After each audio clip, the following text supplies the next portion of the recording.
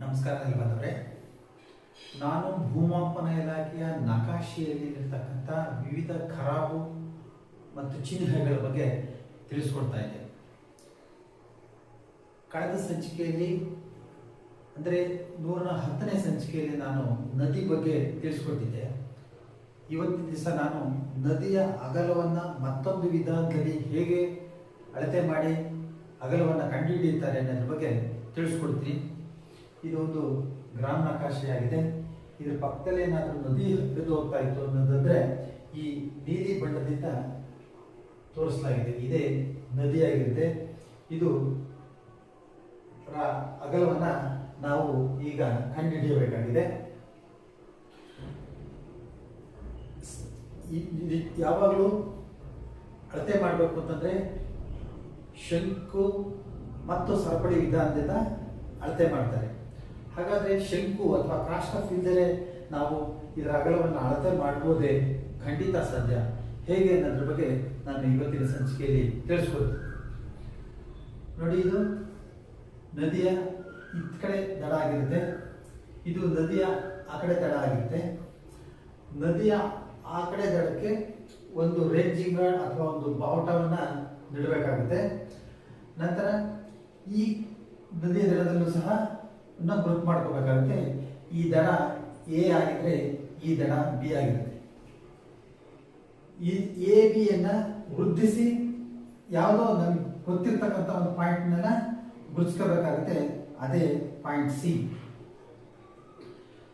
ಈ point C ಗುರುತಿಸಿದ ನಂತರ ನಿಮಗೆ ಗೊತ್ತಿರ್ತಕ್ಕಂಥ ಅನ್ನೋನ್ ಪಾಯಿಂಟ್ ನಲ್ಲಿ ಒಂದು ಪಾಯಿಂಟ್ ಗುರುತಿಸಬೇಕು. ಅದೇ ಪಾಯಿಂಟ್ ಡಿ ಆಗಿರುತ್ತೆ. ಡಿ ಮತ್ತು ಸಿ ಯನ್ನ ಸೇರಿಸಿ ಒಂದು ರೇಖೆಯನ್ನ ಸ್ಥಾಪಿಸಬೇಕಾಗುತ್ತೆ. ಉದಾಹರಣೆಗೆ ಇದು ಇಲ್ಲಿಂದ ಇದನ್ನ ಅಳತೆ ಮಾಡಿದಾಗ ಇದು ಒಂದು 50 ಮೀಟರ್ ಇದೆ ಅಂದ್ಕೊಳ್ಳಿ. 50 ಮೀಟರ್ ಇದ್ದಾಗ ಇದರ ಮಧ್ಯ ರೇಖೆಯನ್ನ ನಾವು ಗುರುತಿಸಬೇಕಾಗಿತ್ತು. ಅಂದ್ರೆ ಇದು 25 ಮೀಟರ್ ಇದೆ, ಇದು 25 ಮೀಟರ್. ಈಗ ಏನ್ ಮಾಡ್ಬೇಕು ಅಂತಂದ್ರೆ ಈ ನದಿ ದಂಡೆ ಏನಿದೆಯಲ್ಲ, ಈ ದಂಡೆಗೂ ಮತ್ತು ಈ ಮಧ್ಯ ಬಿಂದುಗೂ ಸೇರಿ ಒಂದು ಸರಳ ರೇಖೆಯನ್ನ ರಚಿಸಬೇಕಾಗ್ತದೆ. ಈ ಸರಳ ರೇಖೆ ರಚಿಸಿದ ನಂತರ ಈ ಪಾಯಿಂಟ್ ಮತ್ತು ಈ ಪಾಯಿಂಟ್ಗೂ ಎಷ್ಟು ಅಳತೆ ಇದೆ ಅನ್ನೋದನ್ನ ಅಳತೆ ಮಾಡಬೇಕು. ಉದಾಹರಣೆಗೆ 30 ಮೀಟರ್ ಇದೆ ಅಂತ ಇಟ್ಕೊಳ್ಳಿ. ಇದೇ ಅಷ್ಟೇ ಅಳತೆಯನ್ನ ಇಲ್ಲಿ 30 ಮೀಟರ್ ಇಟ್ಬಿಟ್ಟು ಈ ಪಾಯಿಂಟ್ ಅನ್ನ ಗುರುತಿಸ್ಕೋಬೇಕಾಗ್ತದೆ. ನಂತರ ಈ ಡಿ ಮತ್ತು ಈ ಎಫ್ ಏನ್ ಪಾಯಿಂಟ್ ಇದೆಯಾ, ಇವೆರಡನ್ನು ವೃದ್ಧಿಸಿ ಇಲ್ಲಿ ಒಂದು ಪಾಯಿಂಟ್ ಅನ್ನ ಗುರುತಿಸಬೇಕು. ಸೊ ಈ ಎ ಮತ್ತು ಈ ಪಾಯಿಂಟ್ ಅಲ್ಲಿ ಒಂದು ವೃದ್ಧಿಸಿ ಈ ಎರಡು ಪಾಯಿಂಟ್ ಸಂಧಿಸುವಾಗಿ ಒಂದು ಪಾಯಿಂಟ್ ಅನ್ನ ಗುರುತು ಮಾಡ್ಕೋಬೇಕಾಗುತ್ತೆ. ಈಗ ಎಫ್ ಜಿ ಅಳತೆ ಮಾಡಿದ್ರೆ ಇದು ಎ ಬಿ ಯ ಅಳತೆ ಆಗುತ್ತೆ. ಯಾಕೆ ಅಂತಂದ್ರೆ ಎ ಇ ಬಿ ಮತ್ತು ಇ ಎಫ್ ಜಿ ಇವೆರಡು ಸಿಮಿಲರ್ ಟ್ರಯಾಂಗಲ್ಸ್ ಅಂದ್ರೆ ಏಕರೂಪದ ತ್ರಿಭುಜಗಳಾಗಿರ್ತವೆ.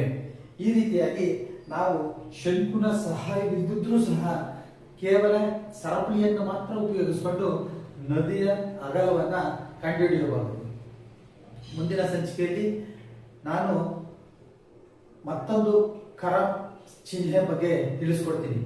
ನೆಲಮಾಪನಕ್ಕೆ ಸಂಬಂಧಪಟ್ಟಂತ ಎಲ್ಲ ವಿಡಿಯೋಗಳು ಫೇಸ್ಬುಕ್, ಥ್ರೆಡ್, ಇನ್ಸ್ಟಾಗ್ರಾಮ್ ಹಾಗೂ ಯೂಟ್ಯೂಬ್ನಲ್ಲಿ ಲಭ್ಯವಿದ್ದು ತಾವು ನೆಲಮಾಪನ ಎಂದು ಟೈಪ್ ಮಾಡಿ ಸಬ್ಸ್ಕ್ರೈಬ್ ಆಗಿ ವೀಕ್ಷಿಸಬಹುದಾಗಿದೆ. ನಮಸ್ಕಾರ.